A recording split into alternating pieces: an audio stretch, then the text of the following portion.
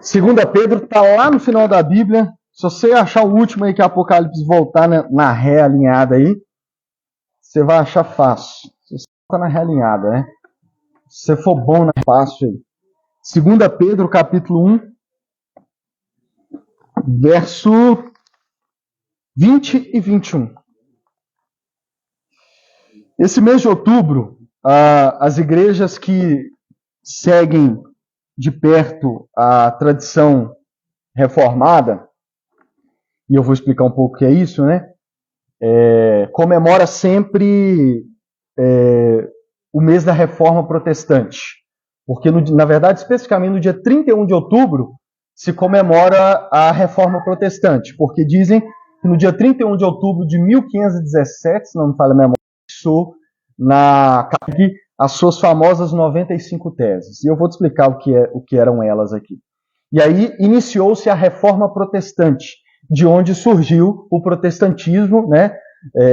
E para vocês entenderem a diferença entre a Igreja Católica Apostólica Romana e os protestantes. É claro que em 500 anos de história, né, de 1517 para cá, pouco mais de 500 anos de história, os protestantes foram se multiplicando e dividindo em várias vertentes, né, que é o que a gente hoje costuma chamar de os evangélicos, né? Mas tem muitas diferenças entre eles, né? Não é homogêneo. Mas todos eles vieram desse lado da Reforma Protestante. Eu vou te explicar um pouco. E como a gente é uma igreja que a gente quer de perto seguir a reforma, e nós vamos nesse mês explicar o porquê, né, pregando os 5 somente, nós sempre no mês de outubro eu tenho acostumado pregar, né, baseado nos assuntos principais que a reforma repercutiu. Então, antes de ler o texto, deixa eu fazer um resumo breve dessa história, breve mesmo, assim, bem breve mesmo, e pra vocês entenderem o contexto. Se você ler a Bíblia em Atos dos Apóstolos, o que ali Atos dos Apóstolos está contando o que os primeiros discípulos de Jesus, o que a igreja no seu início fez, quando Jesus morreu, ressuscitou, comissionou eles para ir por todo mundo pregar o evangelho e voltou para a direita de Deus Pai. Então, Atos dos Apóstolos resume 30 anos da história da igreja. Os 30 primeiros anos, depois que Jesus voltou para os céus e a igreja começou a pregar o evangelho em todos os cantos do mundo, Atos dos Apóstolos resume esses 30 primeiros anos. Então a gente lê, parece que aconteceu em uma semana, em um mês, mas tudo que é resumido ali aconteceu em 30 anos. E começa com Jesus mandando seus discípulos a todas as nações, e o livro de Atos termina com o apóstolo Paulo, que foi quem mais espalhou o evangelho na Europa, preso em Roma, né, onde ele pregou o evangelho. Depois dessa história que Atos conta, como eu disse para vocês, o Império Romano começou a perseguir os cristãos. Os cristãos começaram a ser brutalmente perseguidos. Não sei se você já viu o vídeo deles, dos cristãos sendo jogados no Coliseu Romano, para feras como leões matarem eles, simplesmente porque eram cristãos. Então Roma, por muitos anos, perseguiu brutalmente os cristãos. Não só Roma, mas todos que não gostavam dos cristãos, né? Os cristãos eram o patinho feio da sociedade. Todos praticamente perseguiam. Mas Roma, como tinha o poder do Estado, perseguia de forma brutal os cristãos. Isso durou até 313 depois de Cristo, porque em 313 o imperador Constantino, no que ficou conhecido como Edito de Milão, pôs fim à perseguição, deu paz para os cristãos, virou para os cristãos e falou assim: vão parar de perseguir vocês, vocês podem viver a fé de vocês, seguir o que vocês acreditam. Isso em 313. Então você imagina, foram mais de 300 anos de perseguição. Então, em 313, Constantino falou: vocês têm liberdade para seguir o que vocês creem, nós não vamos perseguir vocês mais. Pelo menos de forma brutal, né? E isso começou a acontecer. Até que em 380 depois de Cristo, um outro imperador, já o nome dele, cadê o nome do cidadão? O imperador Teodósio I tornou o cristianismo a religião oficial de Roma. Porque o Império Romano não tinha uma religião oficial. Era tipo o Brasil, laico, né? Cada um pode crer no que quiser. Embora eles acreditavam que César era um representante de Deus, né? Independente de qual seja. César era tratado como um representante de Deus na Terra. Mas era livre no Império Romano. Até que em 380, esse outro imperador tornou o cristianismo a religião oficial. Virou e falou: o cristianismo é a religião oficial do Império. E aí surgiu então, nasceu a partir daí a cristandade. Se você estuda um livro de história, você vai ver que a cristandade foi um período da história em que a igreja e o Estado, né, e Roma se uniram. E aí, vamos dizer assim, política e religião se misturaram a ponto de ser um só. Política e religião era praticamente um só. Os padres é que mandavam, e aí surgiu o papado e aquele negócio todo. Então, e nessa mistura de política com religião, nessa mistura muito misturada mesmo, começou a surgir problemas. A igreja já tinha problemas, é verdade, mas com essa união, novos problemas surgiram no meio da igreja. Porque a partir do momento que você misturou a igreja oficial, né, vamos dizer assim, com a política, e praticamente se tornou a mesma coisa, então não ia dar bom, né? Então começou a ter vários problemas. Isso começou a afetar o ensino dos padres, o ensino do Papa, e começou a surgir várias coisas. Inclusive, isso mudou a estrutura que a igreja se organizava. A igreja, desde o seu início, tinha pastores que pastoreavam as igrejas, mas com a mistura com Roma, surgiu então o papado, surgiu então, né, os bispos e aquela estrutura toda política, vamos dizer assim. Né? Se você já viu algum filme de história, algum filme que é baseado em histórias do passado, você vai ver que tinha papas que comandavam regiões, enfim, era muito misturada a situação. E nisso corrompeu a igreja de várias formas.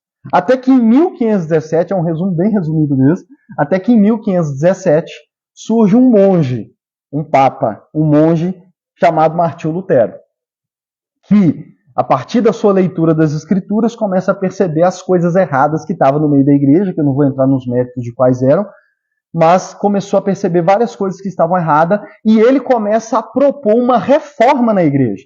A sua ideia inicial não era sair da igreja, não era dividir a igreja, era reformar a igreja. Ele então escreve suas famosas 95 teses, que eram suas teses sobre o que estava errado na igreja. E ele convocou os papas, o Papa, os líderes da igreja, para reformar a igreja. Corrigiu o que estava errado, dentre suas várias coisas. Só que a história nos diz que a igreja, oficialmente, a sua liderança, a alta cúpula da igreja, não quis ouvir Martinho Lutero. Começou a perseguir ele, tentar calar ele, mas ele, como estava convicto de que aquelas coisas estavam erradas e que tinha que mudar, que tinha que ser corrigido, ele permanece firme e aí gera uma briga danada. De fato, gerou uma luta, de fato, gerou uma guerra civil. Como dizem, de fato, a Alemanha chegou até a pegar fogo, porque muitos achou que Martinho Lutero queria que a briga fosse no braço e começou a matar outras pessoas, uma confusão danada. Resumindo, surge a partir daí essa divisão na história entre o que ficou conhecido como Igreja Católica Apostólica Romana, que são aqueles que decidiram permanecer e disseram que nada estava errado na igreja, e que surgiu, que existem até hoje, né, a famosa Igreja Católica. É por isso que dizem apostólico romano, porque não queria desvincular, e do outro lado os protestantes, que vem daí protestante, que protestou lá atrás contra as coisas erradas. Então aí surgiu os protestantes, que depois de muita briga, a Igreja Católica, que tinha mais poder, decidiu dar sossego para eles também, né? Falando muito a grosso modo aqui, vocês me perdoam, mas eu passei bem resumido. E aí surge, então, cada um começa a seguir, vamos dizer, o seu caminho. Claro que aí, né, aquela guerra de um birra com o outro, que existe até hoje, vocês sabem disso. E aí surge, então. E a partir do momento em que eles tiveram paz, os protestantes começaram a organizar suas igrejas, certo? A sua teologia, no que eles acreditavam e tudo mais, e também a estrutura da igreja. Surge, então, depois de um tempo, o resumo de toda a teologia, vamos dizer assim, reformada, da reforma protestante, que ficou resumido nos 5 solas. Sola, em latim, significa somente, que é o que nós vamos pregar nesses 5 domingos desse mês, que é somente as Escrituras, vou falar agora, somente Cristo, somente a fé, somente a graça e somente a Deus toda a glória. E aí nós vamos, né, pregar esse mês sobre esses 5 somente para mostrar o que elas resumem. Mas para os reformadores e para os protestantes, esses 5 somente, para usar o português, né?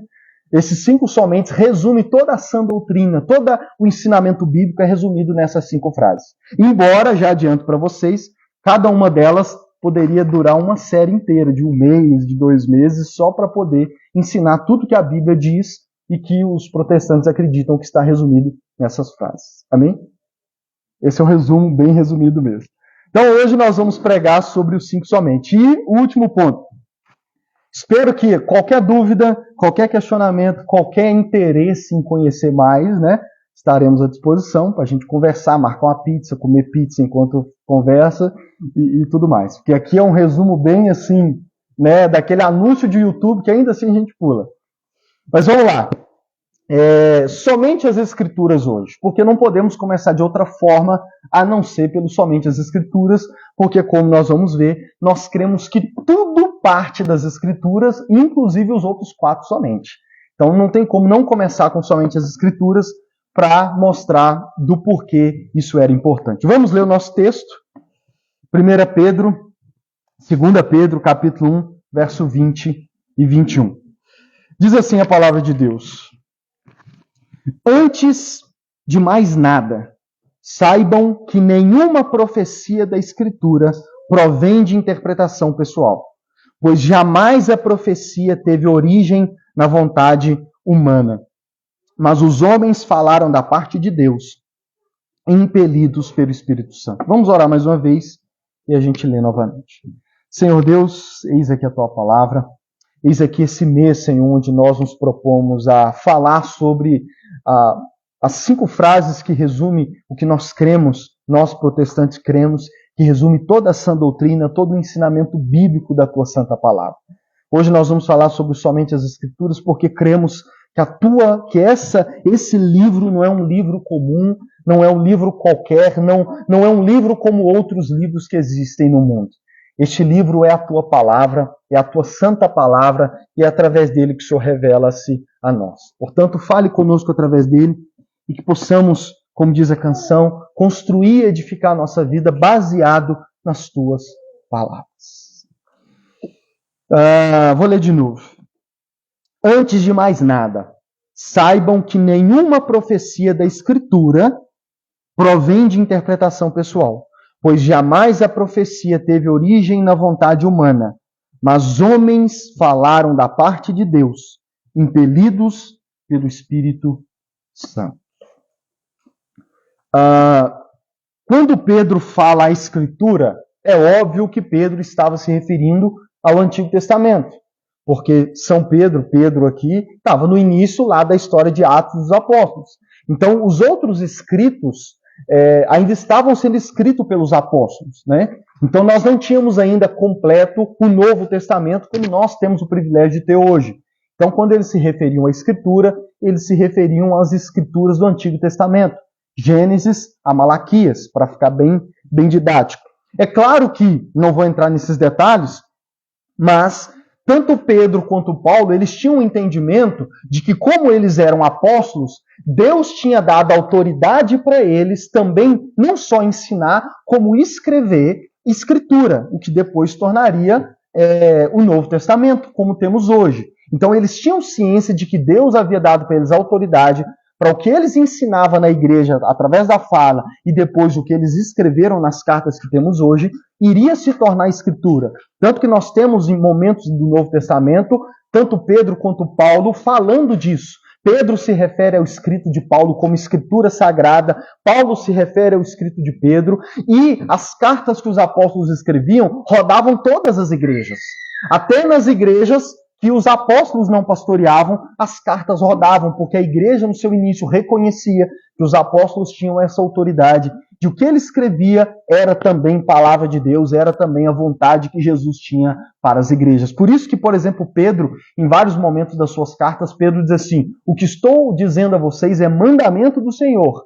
Recebam como mandamento do Senhor. Nós não falamos por nossa própria vontade, mas falamos, anunciamos tudo aquilo que Jesus nos mandou anunciar. Então eles tinham um entendimento de que o que eles transmitiam para a igreja era a Escritura, iria se tornar a Escritura da nova aliança em Cristo Jesus. Então, Pedro está dizendo, antes de mais nada, ou seja, algo que a gente tem que ter entendimento desde o início, é que nenhuma profecia da Escritura provém de interpretação pessoal, pois jamais a profecia teve origem na vontade humana. Pedro está dizendo, o que tem nas Escrituras não está lá porque os homens que de fato escreveram, porque de fato foram homens que escreveram. Mas Pedro está dizendo assim, ó, não se esqueçam que mesmo tendo sido homens que escreveram e profetizaram, o que eles profetizaram não era da vontade deles, ou seja, traduzindo aqui no linguajar bem direto e de hoje, eles não tiraram debaixo do braço deles o que eles ensinaram e falaram. Traduzindo um termo bem popular. Pedro está dizendo, o que eles, nenhuma profecia teve origem humana, ou seja, eles não falaram da cabeça deles ou tiraram as coisas de debaixo do braço. Aí Pedro diz, mas homens, nós não negamos que a Bíblia foi escrita por homens, mas olha o detalhe, mas homens falaram, depois escreveram, da parte de Deus, impelidos pelo Espírito Santo. O que os profetas escreveram e falaram e pregaram, que nós temos nas Escrituras, era o que eles falaram da parte de Deus. Se você já leu a Bíblia, com frequência os profetas do Antigo Testamento diziam, assim diz o Senhor. Em outras palavras, o que eles estavam dizendo era em nome de Deus. Deus deu a eles autoridade para falar aquilo. Então eles falaram da parte de Deus, e aí Pedro diz, impelidos pelo Espírito Santo, inspirados pelo Espírito Santo.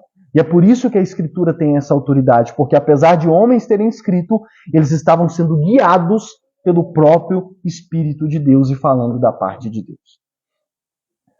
Esse é um dos textos que nós podemos basear somente as Escrituras. Poderíamos falar de vários, como eu disse para vocês.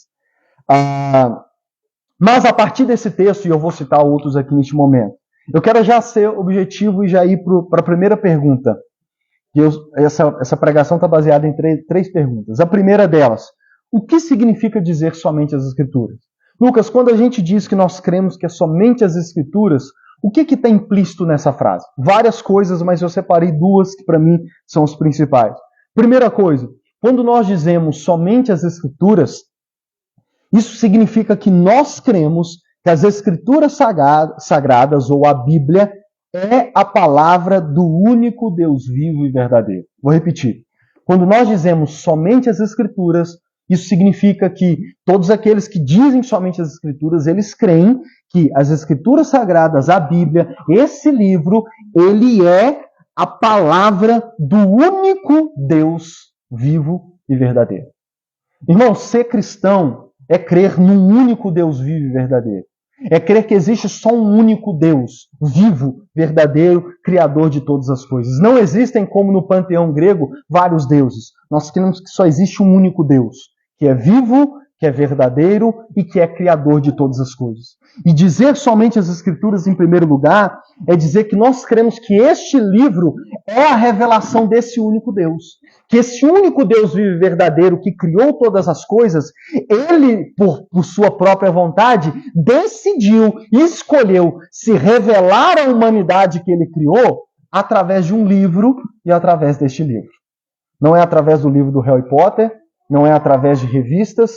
O Deus único, vivo e verdadeiro decidiu se revelar à humanidade através desse livro, através das Escrituras Sagradas, através dele falando com os profetas do passado, que falaram no seu tempo e depois deixaram escritos, e hoje nós temos as Escrituras Sagradas, os 66 livros de Gênesis e Apocalipse. Nós cremos que hoje somente as Escrituras é a revelação desse único Deus vivo e verdadeiro. Nós cremos que somente as Escrituras é a forma que Deus escolheu para se revelar à humanidade.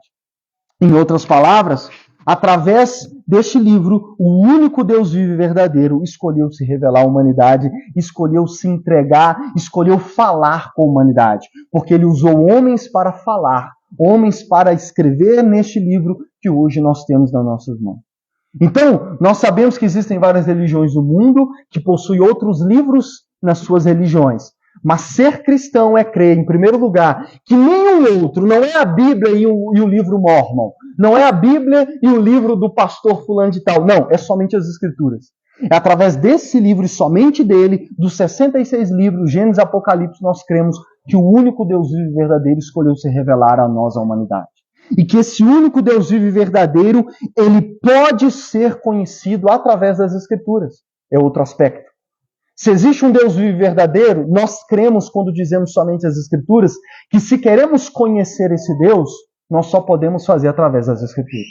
Não sei se você vai lembrar, mas em Mateus capítulo 22, Jesus, quando perguntam para ele qual é o maior dos mandamentos, Jesus diz, amar a Deus sobre todas as coisas, com todo o seu entendimento, com toda a sua força, com toda a sua alma. Jesus disse, esse é o maior dos mandamentos.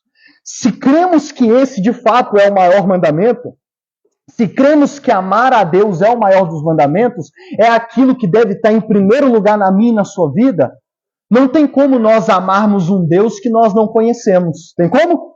Por exemplo, eu tenho um primo chamado Wellington. Tem como você amar ele? Hã? Não tem como você nem pensar mal dele que você não conhece.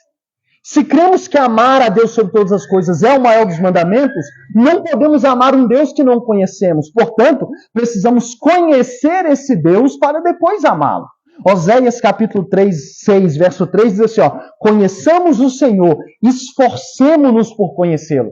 Conheçamos e nos esforcemos para conhecer o Senhor. Só que, para que eu tenho que conhecê-lo para depois amá-lo. Agora, voltando atrás no dominó, se eu quero conhecer esse Deus para depois amá-lo, qual é a única forma que eu tenho e que ele me concedeu para que eu o conheça? Somente as Escrituras. É através das Escrituras. É através deste livro. É através de lê-lo, através de conhecê-lo, através de conhecer tudo o que ele diz, que eu posso conhecer o Deus vivo e verdadeiro. E conhecendo o Deus vivo e verdadeiro, eu posso amá-lo com todas as minhas forças, com toda a minha alma, com todo o meu entendimento. Portanto, isso me leva a uma frase que eu resumi aqui. É impossível conhecer verdadeiramente a Deus se não for por meio das Escrituras. Porque Deus escolheu se revelar por este livro. E se Deus escolheu se revelar a nós através deste livro, é impossível nós o conhecermos se não for por este livro. Deus não fica falando com os outros por aí, de forma audível. Deus não fica falando, mandando anjos se revelar a outras pessoas. Por essas Escrituras nós vemos, nós entendemos, e Deus deixa claro, eu não vou entrar no mérito aqui, porque é assunto para outro dia, mas Deus deixa claro que depois que fechou esses 66 livros, depois que acabou o período dos profetas e dos apóstolos, está fechado o livro no qual ele escolheu se revelar. Portanto, é somente as Escrituras. É como se a gente dissesse assim, o livro já está definido, sabe? Ele já está acabado. A forma como Deus queria se revelar. Deus já concluiu o seu livro. Apocalipse, não sei se você já leu, termina dizendo assim, ai daquele que tirar alguma coisa desse livro, ou ai daquele que acrescentar alguma coisa desse livro. Porque está fechado, está concluído. E Deus se revela através desse livro. Portanto, se eu e você queremos conhecer a Deus, é através das Escrituras. Se queremos amá-lo, devemos conhecê-lo. Se queremos conhecê-lo, é através das Escrituras. Dizer somente as Escrituras é dizer que o Deus vivo e verdadeiro, o único Criador dos céus e da terra, escolheu se revelar através das Escrituras. E nós o conhecemos e aprendemos a amá-lo somente através das Escrituras. Um dia Jesus disse assim para os religiosos, vocês estão enganados porque não conhecem as Escrituras e nem o poder de Deus. Jesus, quando esteve nessa terra, ele falava das Escrituras. Se você já leu os Evangelhos, a Bíblia vai repetir várias vezes que tudo que Jesus fazia era para cumprir as Escrituras. A Bíblia diz, inclusive, um detalhe que talvez você nunca percebeu. Quando Jesus estava na cruz, já quase morrendo, a Bíblia diz assim, que tendo entendido que todas as coisas tinham se cumprido, teve sede e pediu água. E aí, um dos evangelhos vai dizer, não lembro agora qual, um dos evangelhos vai dizer que ele pediu água porque tinha uma profecia lá do Antigo Testamento dizendo que o Messias pediria água e ninguém lhe daria de beber. Portanto, Jesus, o mínimo detalhe que é o pedir água na cruz, ele fez para cumprir o que estava escrito nas Escrituras. Quando Jesus foi tentado por Satanás, ele citava as Escrituras. E corrigindo os religiosos da sua época, que inclusive o perseguiram e o entregaram à morte, Jesus diz, vocês estão enganados. Vocês são enganados, vocês não entendem as coisas. Por quê? Porque vocês não conhecem as Escrituras e nem o poder de Deus. Por não conhecer as Escrituras, eles não conheciam o poder de Deus, eles não conheciam a Deus. Portanto, o que nós acreditamos sobre Deus é o que a Bíblia diz sobre Deus. Irmãos, o cristão verdadeiro, ele não acredita, ele não acha as coisas sobre Deus, sabe? Por exemplo, vou dar um exemplo simples. Tem gente que diz assim, eu não acho que Deus vai mandar pessoas para o inferno. Você pode não achar que Deus vai mandar pessoas para o inferno, mas a Bíblia diz que Deus vai enviar pessoas para o inferno. E ser cristão é crer sobre Deus o que Deus revela sobre ele nas Escrituras, ainda que isso seja um pouco desconfortável. Você acha que é confortável, por exemplo, a gente aceita assim, não, tá tranquilo, tá suave, né? Tá tranquilo, tá favorável, acreditar que Deus envia pessoas para o inferno? Mas se eu sou cristão, eu preciso crer. Eu não posso negar que Deus diz que enviará pessoas para o inferno, porque ele deixou nas Escrituras. Esse é só um exemplo. Ser cristão, crer somente nas Escrituras e que ela revela o verdadeiro Deus, é também crer que tudo que eu acredito sobre Deus precisa estar nas Escrituras. Eu não posso acreditar algo sobre Deus que não está nas Escrituras. Amém? Porque isso é somente as Escrituras. Então, resumindo, somente as Escrituras significa que nós conhecemos o Deus vivo e verdadeiro através das Escrituras e somente através dela. Segunda coisa que isso significa que nós cremos que as Escrituras Sagradas, a Bíblia, é a única regra de fé e prática. Vou traduzir essa frase para você. Talvez você já ouviu essa frase. A Bíblia é o nosso único livro de regra de fé e prática. O que essa frase resume? Essa frase resume a crença de que nós cremos, ser cristão é crer. Crer no somente as Escrituras é crer. Que tudo que a Bíblia diz, ela diz e ela é a única coisa no qual devemos basear tudo na nossa vida. Tudo que o cristão vive, ou vai viver, ou quer viver, é baseado na Bíblia. Eu resumi em algumas frases. Eu sou, como diz uma canção, eu sou o que a Bíblia diz que eu sou. Eu tenho o que a Bíblia diz que eu tenho. Eu vou aonde a Bíblia diz que eu vou. Eu posso fazer o que a Bíblia diz que eu posso fazer. Eu penso conforme o que a Bíblia me instrui a pensar. Eu enxergo todas as coisas do mundo de acordo com o que a Bíblia me instrui a enxergar as coisas do mundo. Isso é o chamado cosmovisão. Por exemplo, o que eu penso sobre aborto? Eu não tenho opinião sobre aborto. O que eu penso sobre o aborto é o que a Bíblia me instrui sobre o aborto. Ah, Lucas, o que você pensa sobre tal coisa? Se eu sou cristão, eu não posso pensar algo sobre tal coisa. Claro que tem coisas que a Bíblia não diz claramente, tá bem? O que não significa que ela não possa nos instruir sobre. Mas não é de forma tão clara. Mas tudo que o cristão vive, pensa e acredita é baseado nas Escrituras e deve ser baseado na Escritura. Isso significa dizer que somente as Escrituras é o nosso livro de regra de fé e prática. Fé, porque tudo que eu acredito é o que a Bíblia diz que eu acredito. Se você perguntar, Lucas, você acredita no inferno? É claro que eu acredito. Eu acredito no inferno porque Jesus falou sobre o inferno, porque as Escrituras falam do inferno do início ao fim, de que ele existe, de que ele é real, de que inicialmente ele foi criado, Deus o criou, inclusive, para o diabo e seus demônios, mas que também existem seres humanos rebeldes para com Deus, que também irão para lá no julgamento final. Então eu creio sobre o inferno, porque a Bíblia me diz para acreditar no inferno. Portanto, a Bíblia é o único livro de fé, ou seja, eu acredito que ela me manda acreditar. Eu penso sobre as coisas o que ela me manda pensar sobre as coisas. E prática. Eu faço o que a Bíblia me permite fazer. Eu não faço o que a Bíblia me diz para não fazer. Por exemplo, o que a Bíblia diz que é pecado, para mim é pecado. Não importa se eu falar, chamar de pecado aquilo na sociedade de hoje, eles vão me crucificar, eles vão me perseguir, é pecado. Por exemplo, essa semana teve mais um divórcio de Instagram. Mandei no grupo da igreja para vocês. Sandy Júnior. A Sandy e o marido, né? Eles divorciaram, postaram aquela foto bonitinha em preto e branco no Instagram. E já fiquei sabendo que gravaram altas horas e aquela história toda. Aí o André Costa, que inclusive eu recomendo seguir, ele fala muito sobre família, ele comentou lá no post deles. Fico triste por vocês. Todo divórcio é uma tragédia. Aí hoje eu estava vendo a publicação dele, ele colocou o trecho do filme lá do Rock Balboa, ele correndo e um galerão atrás. Aí ele colocou assim, ó, eu depois que falei que o divórcio é uma tragédia. Então hoje em dia, simplesmente chamar, por exemplo, o divórcio de algo que é uma tragédia, está fora de moda. Mas deixa eu te dizer, se somos cristãos, se cremos nas Escrituras, nós vamos chamar de tragédia o que a Bíblia chama de tragédia. Amém? Nós vamos chamar de pecado o que a Bíblia chama de pecado. Goste as pessoas ou não, por quê? Porque para o cristão, o seu único livro de fé e prática é a Bíblia. Não é a popularidade, não é o Twitter, não é o Instagram, não é o senso comum das pessoas, não é o que os meus pais me ensinaram, não é o que a tradição ensina, né? Não, é o que a Bíblia diz e pronto, acabou. Porque ela é o único livro de fé e prática. 2 Timóteo, capítulo 3, verso 14 a 17, diz assim: quanto a você, porém, permaneça nas coisas que aprendeu e das quais tem convicção, pois você sabe de quem o aprendeu. Aí olha o que diz: porque desde criança, Paulo falando com Timóteo, porque desde criança você conhece as sagradas letras, que são capazes de torná-lo sábio para a salvação mediante a fé em Cristo Jesus. Aí olha o que diz: toda a escritura é inspirada por Deus e útil para ensino, repreensão, correção e instrução na justiça, para que o homem de Deus seja apto e plenamente preparado para toda boa obra.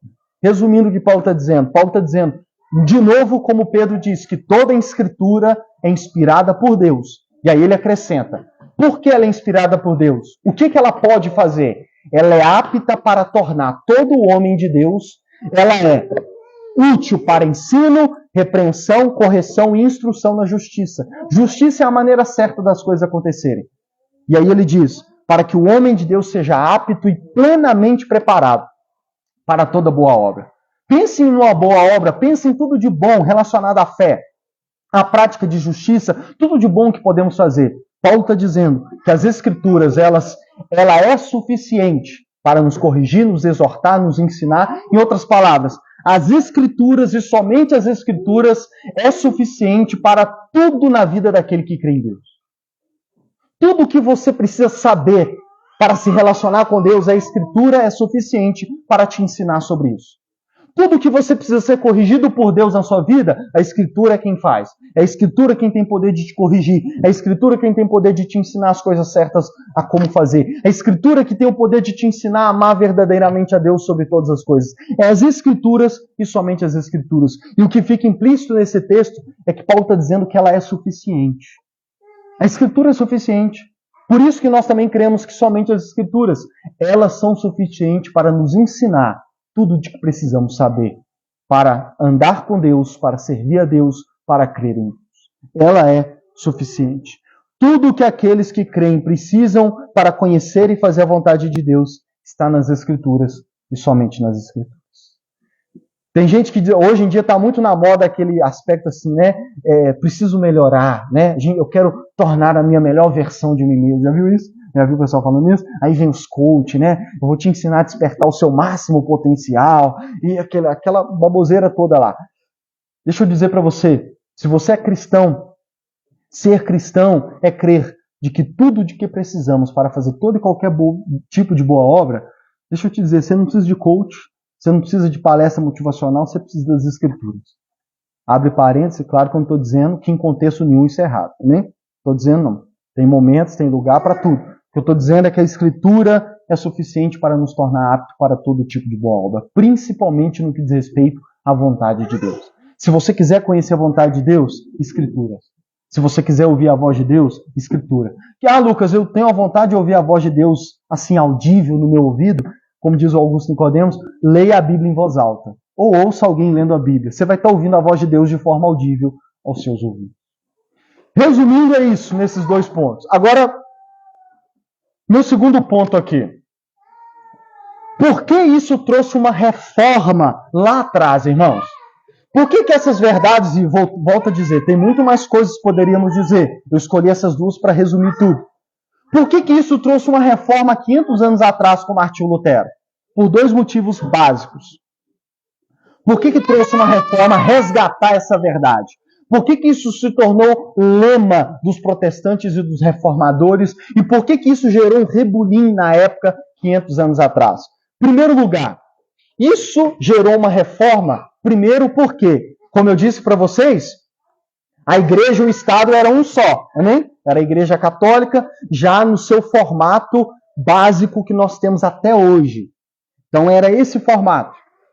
Primeiro motivo pelo qual gerou um burburinho na época, e os católicos, né, vou me referir de forma retrospectiva, e os católicos que perseveravam nessa linha não gostaram. Em primeiro lugar, porque na época da Reforma, a liderança da igreja ensinava que a tradição da igreja tinha valor igual à palavra de Deus.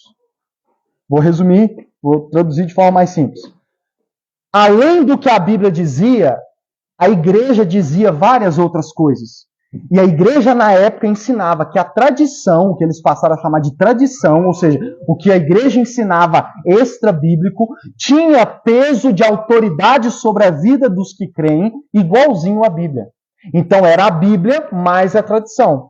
E não é a Bíblia aqui, a tradição aqui, não, era equiparado de forma igual. Por isso que os reformadores levantaram a voz e disseram somente as Escrituras. A tradição da igreja não tem autoridade igual. É somente as Escrituras. A tradição tem um lado bom? Tem um lado bom, mas desde que ela esteja subjugada à palavra de Deus. Porque somente ela tem autoridade e é a revelação de Deus, e não a tradição da igreja. Segunda razão que trouxe reforma na época de Lutero é que eles também ensinavam que o Papa, como nós temos até hoje o Papa, que é o chefe da igreja máximo, que hoje é o Papa Francisco, eles ensinavam já naquela época que quando o padre falava ex cátedra, ou seja, quando ele falava do alto da sua cadeira, o que ele falava tinha autoridade igual à palavra de Deus. Então, se ele acrescentasse algo novo à Bíblia, aqueles que creem deviam seguir, porque o que o Papa falava ex cátedra, ele tinha autoridade para poder equiparado à palavra de Deus. E só abre um parênteses, a Igreja Católica Apostólica Romana ainda acredita nisso até hoje. Tanto a questão da tradição, quanto a questão do Papa. Né? Que inclusive eles creem que o Papa é infalível quando fala ex cátedra. Por exemplo, só para dar um exemplo grotesco aqui, só para você entender. Se o Papa Francisco amanhã chegar em ex cátedra e anunciar que o aborto não é pecado, aqueles que seguem e creem nisso vão passar a acreditar que o aborto não é pecado. Por quê? Porque, mas não está escrito na Bíblia, a Bíblia contradiz, mas o que o Papa fala em ex cátedra tem a mesma autoridade. Então ele teria poder para acrescentar algo novo ou colocar algo equiparado à Bíblia. E esses são os principais dois motivos pelo qual os reformadores se levantaram e disseram somente as Escrituras. E aí você imagina por que virou uma guerra o negócio lá atrás. Amém? Por isso que, por exemplo, Martinho Lutero, em 1521, se defendendo, porque a liderança da igreja tentou fazer com que ele voltasse atrás, com que ele retirasse tudo que ele estava dizendo. Em 1521, sob pena, inclusive, de ser perseguido o resto da vida, ele respondeu o seguinte, depois que lhe deram ele um tempo para responder. Martinho Lutero disse o seguinte: a menos que eu seja convencido pelas Escrituras ou pela clara razão, já que eu não aceito a autoridade do Papa e dos concílios, pois eles se contradizem. Aí ele diz, eu estou preso pelos trechos das Escrituras que eu citei e a minha consciência cativa a palavra de Deus. Eu não posso e não vou me retratar de nada, pois não é seguro e nem certo ir contra a consciência. Que Deus me ajude. Amém. Você vê pela frase de defesa de Lutero, quando eles falaram, renuncia o que você falou, volta atrás e a gente vai estar tudo em paz. Ele disse, não posso, porque a minha mente é cativa à palavra de Deus. E a menos que vocês me convençam pelas Escrituras que eu estou errado, eu não posso me retratar. E assim seguiu a história. Então, por isso que deu o burburinho há 500 anos atrás. Agora, qual a importância de resgatar e relembrar todos os dias na igreja essa verdade hoje em dia? Eu enumerei 3 razões que para mim resume tudo. E eu vou finalizar nesse ponto. Qual que é a importância disso hoje, Lucas? Era importante há 500 anos atrás, por esses 2 motivos simples que você resumiu. Mas hoje, como que isso é importante hoje? Por que a gente para no mês de outubro para falar do somente as Escrituras? 3 razões básicas pela qual isso é importante hoje. Primeiro, relembrar somente as Escrituras é importante para nos livrar do engano do Deus falou no meu coração. Então, relembrar somente as Escrituras de que Deus é conhecido somente pelas Escrituras e que somente as Escrituras é a única coisa que tem autoridade sobre a vida do crente, do cristão, nos livra do primeiro engano que é o Deus falou no meu coração. Vou nem perguntar se você já falou isso, mas você já ouviu alguém falar isso? Deus falou no meu coração.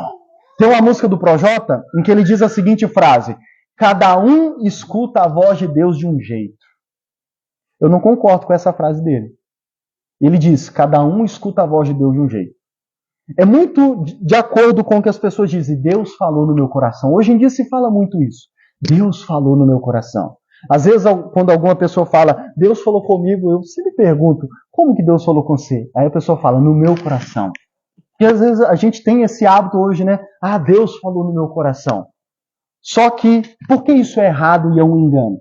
Porque olha o que um versículo da palavra de Deus diz. Eu poderia citar vários outros, mas vou separar apenas o mais clássico deles. Jeremias 17, verso 9. Olha o que diz.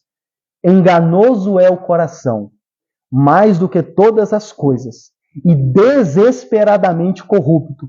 Quem poderá entendê-lo? Vou repetir. Jeremias dizendo, enganoso é o coração do homem, mais do que todas as coisas, e desesperadamente corrupto. Quem pode entendê-lo? Se a palavra de Deus nos diz que o coração do ser humano é enganoso, é a coisa mais enganosa que existe na face da terra, irmãos, eu não posso confiar no meu coração. Eu não posso confiar no Deus falou no meu coração. Eu estou sentindo no meu coração. Eu não posso, porque o meu coração é enganoso. Desesperadamente corrupto. Irmãos, principalmente no que diz respeito a ir contra a vontade de Deus e pecar, seu coração consegue inventar muitas justificativas para você pecar. Quem já pecou aqui e você conseguiu inventar várias justificativas? Irmãos, a gente é mestre. O nosso coração é assim. Se você estiver pensando em fazer um trem errado, você já reparou que, por exemplo, o exemplo que eu dei, e como a gente estava falando de casamento, vai voltar mês que vem, quem separa, quem pede o divórcio, não tendo aparentemente nenhum problema muito grave, o que ele vai dizer? Ah, mas no nosso coração a gente está em paz. Ah, a gente conversou e nós dois, a gente está em paz. Dizem que a Sandy, o marido, gravou Altas Horas, acho que ainda vai pro ar, e os dois estavam lá como bons amigos, falando do tempo bom em que eles viveram, apesar de agora eles estarem se divorciando. Eu vou assistir esse programa só para ver, e assista para você ver, você vai lembrar do que eu estou pregando aqui. Você vai ver como que eles vão dizer que os dois chegaram à conclusão de que eles iriam ser felizes desse jeito. Ou seja, no coração deles, sabe? A gente sentiu no coração, tá tudo bem, a gente está com uma paz no coração. Tem gente que acredita que se você está em paz, a decisão que você tomou é a certa. Mas Jeremias está dizendo que o nosso coração é enganoso. É a coisa mais enganosa do mundo. É desesperadamente corrupto. Quem pode entendê-lo? Então, irmãos, como que eu vou confiar no meu coração? Por isso que hoje em dia, somente as Escrituras nos livraria do engano do coração. Por quê? Porque não é o meu e o seu coração que deve governar a nossa vida. Por incrível que pareça, não é o meu e o seu coração quem deve governar a nossa vida. Se você crê nas Escrituras, nós cremos então que somente as Escrituras devem governar a nossa vida. E isso acima até mesmo do que eu sinto ou deixei de sentir no meu coração. É por isso que o salmista, no Salmo 119, verso 11, o salmista diz assim, guardei no coração a tua palavra para não pecar contra ti. Olha o que o salmista faz, eu peguei a tua palavra e guardei no meu coração. Para quê? Para não pecar contra ti. O que nós temos que fazer? Pegar o nosso coração, tudo que ele sente, e não vá acreditando de primeira no seu coração. Pegue o que o seu coração está sentindo, está te falando, e chegue diante das Escrituras e pergunte para as Escrituras. O que o meu coração está dizendo é o correto? Meu coração está me mandando separar da minha esposa depois de 30 anos de casamento? Não, mas Deus diz na sua palavra, Jesus diz que o que Deus uniu não separe o homem. Então, peraí, o coração, você está enganado. Então eu vou pegar a palavra de Deus e vou guardar, cravar no meu coração, para que eu não peque contra o meu Deus. Portanto, somente as Escrituras te livram do primeiro engano, que é ouvir o seu coração. Amém? Eu gosto do que Paulo fala em Coríntios, ele diz assim, pegando todo o pensamento e levando em obediência cativo a Cristo. Paulo fala sobre os pensamentos, mas se você estuda, o coração e pensamento na Bíblia é basicamente a mesma coisa. Então o que Paulo está dizendo? Tudo que vem à minha mente, aos meus pensamentos, eu preciso pegar e levar cativo em obediência a Cristo. Em outras palavras, eu preciso pegar tudo que vem na minha mente e chegar diante de Cristo e, primeiro, ver se está de acordo com a Escritura e, se não tiver, eu preciso fazê-los obedecer a Cristo. Eu estou ouvindo uns pensamentos errados na minha cabeça. Peraí, Escritura, vem cá, esse pensamento, obedeça a palavra de Deus. Amém? É o que o salmista disse, eu guardei a tua palavra no meu coração, para que eu não peque contra ti. Segundo engano que somente as Escrituras nos livram, o engano do meu pastor é a voz de Deus, ou Deus falou comigo através do fulano. Essas duas coisas. Somente as Escrituras crê que ela é quem revela o que Deus quer para a nossa vida, revela o Deus verdadeiro, e é o único livro de fé e prática, te livra do engano muito comum em igrejas evangélicas hoje, do meu pastor é a voz de Deus na minha vida. Eu sou pastor e estou te ensinando isso. O seu pastor não é a voz de Deus na sua vida. Pura e simplesmente dessa forma. Ou então, o que é muito comum em outras igrejas evangélicas também, o Deus usou fulano para falar comigo. Deixa eu usar um exemplo que o Augusto Nicodemos dá, que vai ilustrar isso. Augusto Nicodemos conta que um dia ele foi pregar numa igreja, e depois que ele pregou, veio um jovem, meia-idade, para falar com ele. E contou para ele uma história. Falou assim, pastor, tem uma irmã aqui da igreja. Ele falou assim, pastor, eu me converti, já era casado, e a minha esposa não é convertida, ela não é cristã. E tem uma irmã da igreja que toda vez, quase todo culto que eu encontro com ela, ela vira para mim e diz assim diz o Senhor, eu estou preparando uma varoa para você. E ele dizia, ela fica repetindo isso com muita frequência, Deus está preparando uma varoa para você, mas ela sabe que eu sou casado. Aí ele virou e falou assim, eu, pastor, de tanto ela falar, eu já estou começando a ficar em dúvida sei lá, se é Deus mesmo. Aí o Augusto Nicodemos disse que virou para ele e falou assim, meu irmão, o que a Bíblia diz? Por exemplo, 1 Coríntios capítulo 7, eu ainda vou pregar sobre isso, diz claramente desse jeito, se você tem um cônjuge que não é cristão e ele quer permanecer casado com você, mesmo você tendo convertido, não separe. Continue casado. Em outras palavras, traduzindo, se você é crente e o seu cônjuge não, e ainda assim vocês se amam e querem continuar juntos, o que a palavra de Deus diz? Continuem casados. Sejam felizes. Então, como que Deus está usando a irmã para falar com você algo que contradiz a Bíblia? Deus jamais vai desfazer um casamento para poder fazer outro. Amém? E aí ele ficou mais calmo. É um exemplo do que eu estou dando para vocês. Tanto seja um pastor no púlpito, ou seja, alguém dizendo, Deus manda te dar um recado, irmão, você pode até ouvir por boa e educação, mas sempre subjugue aquilo diante das Escrituras. Porque se o que o pastor, inclusive eu, se o que eu disser aqui na frente, ou que qualquer pastor, ou qualquer pessoa virar e dizer que está sendo voz de Deus na sua vida, e o que disser para você contradizer o que a Bíblia diz, somente as Escrituras. Amém? Somente as Escrituras. Agora, como que você vai saber se contradiz o que Deus diz na Bíblia se você não conhece a Bíblia? Atos capítulo 17, verso 11 diz assim, os bereanos eram mais nobres que os de Tessalônica, pois receberam a mensagem com grande interesse, examinando todos os dias as Escrituras, para ver se tudo era assim mesmo. Os bereanos da cidade de Bereia, os cristãos da cidade de Bereia, o contexto geral é, ouvia Paulo pregar e ia todo dia examinar nas Escrituras para ver se o que ele estava falando era aquilo mesmo. Essa é uma postura que falta na igreja hoje em dia. É você ouvir quem for, mas é o pastor fulano de tal. Ouça quem quer que seja, inclusive eu, e examine todos os dias as Escrituras para ver se é isso mesmo. Se for, glória a Deus, é Deus falando através de você comigo. Se não for, seja tudo ou em partes, somente as Escrituras. Portanto, eu já digo até um parênteses aqui, eu também não estou livre de enganar, amém? De falar algo errado aqui. Por isso que vocês precisam conhecer as Escrituras por vocês mesmos. Para que vocês todo domingo examinem o que eu ou qualquer outro pregar aqui. Porque eu posso, numa falha, eu já olhei para trás da minha caminhada e reconheci várias coisas erradas que eu preguei. Estava conversando segunda-feira com um irmão, falei, se eu pudesse eu voltava em várias igrejas e falava, vocês me perdoam, que eu já preguei besteira aqui. Não estou livre. Por isso que vocês, a igreja cristã, também precisa examinar as Escrituras para que você possa avaliar quem quer que esteja aqui na frente falando, para ver se é o que está na Bíblia nisso. E o último ponto, terceiro, é que somente as Escrituras hoje te livra do engano do eu creio, mas não leio. Qual que é esse engano? É quando você diz assim, eu creio na Bíblia, eu creio que ela é a palavra de Deus, mas no dia a dia você não lê. Aí você fala, eu creio, mas não lê. E isso também é um engano, irmãos. Porque como que você pode até mesmo crer no único Deus vivo e verdadeiro? Como que você pode, por exemplo, acreditar que você ama esse Deus vivo e verdadeiro se você não lê a Bíblia?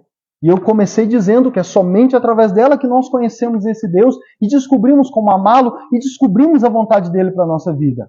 Se você diz, eu creio na Bíblia, mas você não a lê, não desenvolve o hábito de lê-la todos os dias, você está se enganando quando você acredita que você acredita que acredita. Entendeu? Você diz, eu creio na Bíblia, Lucas. Você lê? Não. Eu nem tenho. Então você não acredita. Amém? Porque como que eu ponho em prática o eu creio na Bíblia? É eu lendo a Bíblia.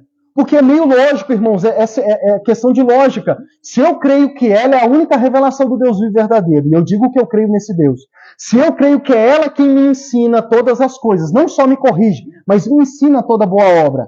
Se eu digo que eu creio nisso, mas eu não desenvolvo o hábito na minha vida de ler esse livro todos os dias, no final das contas eu não acredito.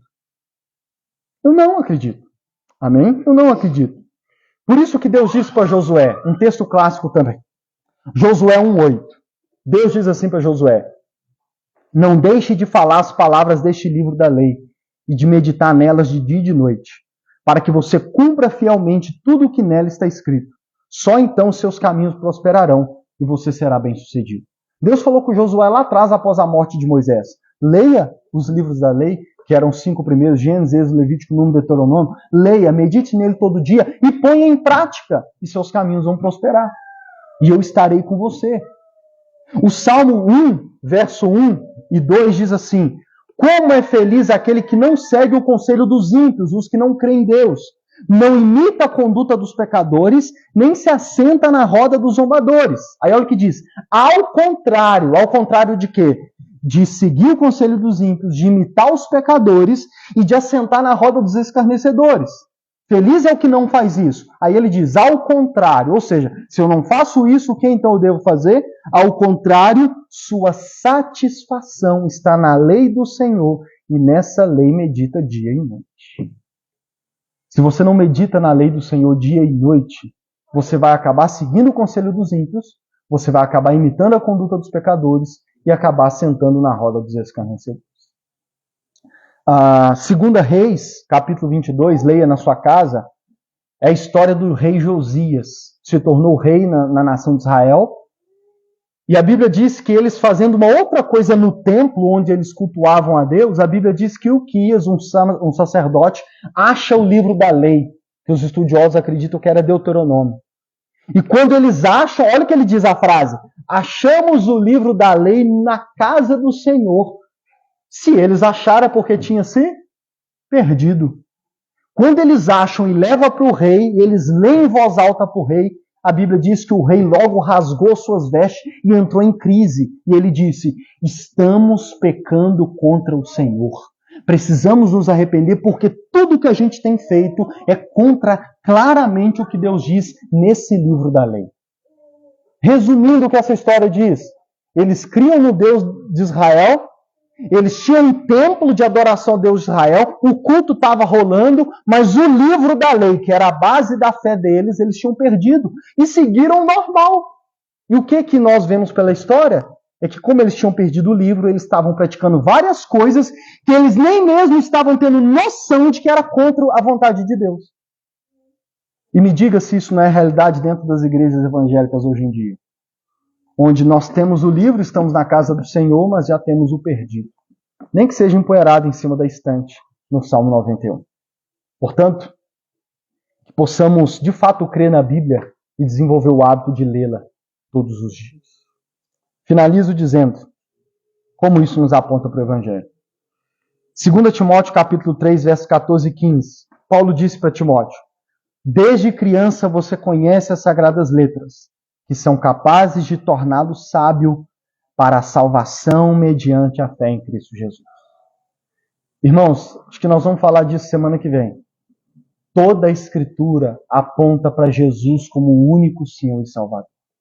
Sabe por que eu creio em Jesus como o único Senhor e Salvador? Como Filho de Deus, como o Messias enviado por Deus? Porque as Escrituras me ensinam e me instruem e me apontam a crer em Jesus como único Senhor e Salvador. E é por isso que eu creio em Jesus. Eu creio porque a Bíblia me manda crer em Jesus. Tem uma Bíblia do Jesus Cop que está escrito aqui, este livro é sobre Jesus. Porque todo esse livro, o propósito dele maior é dizer para nós que o único Senhor e Salvador do universo, dos pecadores, é Cristo Jesus, nosso Senhor. Ele é o Filho de Deus, Ele é o verdadeiro Filho de Deus, Ele é o Cordeiro de Deus, Ele é aquele que morreria pelos pecadores para que estendesse a eles a salvação. E Paulo está dizendo para Timóteo que as Escrituras sagradas que ele conhece desde criança, elas têm o poder de torná-lo salvo, de dar a ele a salvação mediante a fé em Cristo Jesus. Porque é ela que nos aponta para Cristo Jesus. E eu finalizo com o texto de 1 Pedro, capítulo 1, verso 10 a 12. Gosto muito desse texto. Olha o que diz. Foi a respeito dessa salvação que os profetas que falaram da graça destinada a vocês investigaram e examinaram. Pedro está dizendo, sabe os profetas do passado que profetizaram sobre o Messias?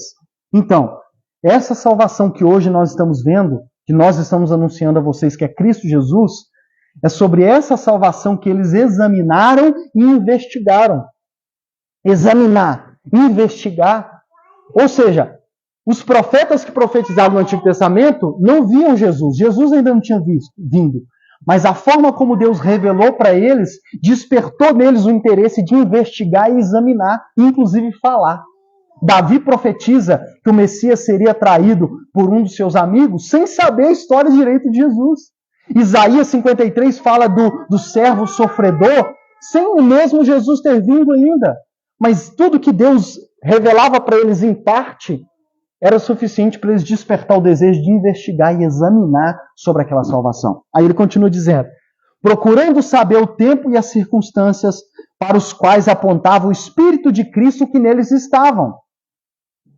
Quando lhes predisse os sofrimentos de Cristo e as glórias que seguiriam aquele sofrimento. A eles foi revelado que estavam ministrando não para si próprios, mas para vocês, quando falaram das coisas que agora lhes foram anunciadas por meio daqueles que lhe pregaram o Evangelho, por meio do Espírito Santo enviado do céu. Ou seja, Pedro está dizendo, os profetas, inspirados por Deus, falaram sobre a salvação que ainda não tinha vindo, e que agora os apóstolos estão pregando para vocês, que é Cristo Jesus. E eles mesmo assim examinaram e investigaram. Aí olha o que Pedro finaliza dizendo, coisas essas, ou seja, o Evangelho, a salvação, que até os anjos anseiam observar. Pedro diz que não só os profetas do passado examinaram e investigaram, mas ele diz, até os anjos anseiam por observar essas coisas, essa salvação, esse evangelho. Irmãos, os profetas do passado viveram antes. Eles não viram o que hoje nós sabemos, que é a vinda de Cristo, a sua morte e ressurreição. E ainda assim eles tiveram vontade de examinar para descobrir aquilo. Pedro está dizendo que os anjos desejam observar a salvação, o evangelho. E hoje, irmãos, nós estamos vivendo depois de Cristo. E nós temos a Bíblia fechada já. Tudo já nós temos. E às vezes nos falta esse interesse. A minha oração é para que você encontre a salvação em Cristo Jesus através das Escrituras. E que essa salvação desperte em você um desejo de, se for preciso, comer páginas desse livro. Para que você descubra e conheça cada vez mais essa salvação. Esse é um dos motivos pelo qual nos reunimos aqui todo domingo, para observar, examinar e investigar essa maravilhosa salvação a qual nós temos em Cristo Jesus. Mas eu não vou dar mais detalhes, porque vamos falar de somente Cristo semana que vem. Fique de pé. 4 aplicações bem breves aqui, para a gente pôr em prática. Primeira, que a partir de hoje você possa mudar o seu relacionamento com a Bíblia. Tá? Mude seu relacionamento com a Bíblia. Que você verdadeiramente considere ele diferente. Irmãos, tem gente que diz assim, eu não gosto de ler. Mas deixa eu dizer para você, quando nós incentivamos você a ler a Bíblia, a gente não está te incentivando a ler o jornal O Correio da Cidade. Eu não estou te incentivando a ler uma historinha da Turma da Mônica. Eu não estou te incentivando a ler o livro do Crepúsculo. Eu estou te incentivando a ler o livro no qual o Deus vivo e verdadeiro escolheu se revelar a nós. Portanto, se você não considerar esse livro diferente de todos os demais, você nunca vai vencer essa preguiça de não ler. Porque o cristão de verdade, ele pode falar, eu não gosto de ler, mas eu leio a Bíblia. Essa é a diferença? Eu não gosto de ler. Se você me pedir para ler qualquer outro livro, eu não leio. Mas a Bíblia eu leio. Por quê? Porque é um livro diferente. É através dele que eu conheço o meu Deus. É através dele que eu aprendo a amar o meu Deus. Segundo, o Deus vivo e verdadeiro, o Criador dos céus e da terra, nos deu esse livro através do qual possamos conhecê-lo, amá-lo e viver a sua vontade. Que você possa crer nisso. Terceiro, tire a poeira da sua Bíblia. Fala com quem está do seu lado. Tira a poeira da sua Bíblia. Vê se a Bíblia dele que está do seu lado aí está nova. Vê se está nova. Fala, deixa eu dar uma folheada na sua Bíblia. Deixa eu ver se tem caneta marcada aí. Deixa eu ver se tem marca de guerra aí. Dizem que um cliente com a Bíblia muito bonitinha, sabe? É péssimo sinal. E se a sua não está com poeira, compre uma amanhã. Ano passado, no culto do amigo, a gente deu uma Bíblia para cada um. Esse ano eu falei, eu não vou dar. Até pensei em comprar, eu falei, não vou dar. Porque nessa primeira pregação eu quero dizer para você, compre uma Bíblia amanhã. Tu vai receber semana que vem. Separe R$30, R$40 e compre uma Bíblia. E comece a ler. Lucas, no pagamento eu faço isso. Baixa o aplicativo e comece a ler amanhã. Mas compre a Bíblia semana que vem, se você não tem. E quarto e último lugar, que você possa criar o hábito de ler a sua Bíblia todos os dias. E não apenas ler, mas passar a amar ouvir pregações sobre a Bíblia. É claro que sempre examinando para ver se a pregação é bíblica mesmo. Amém? Vamos orar? Senhor, nosso Deus, nosso Pai, Deus, nós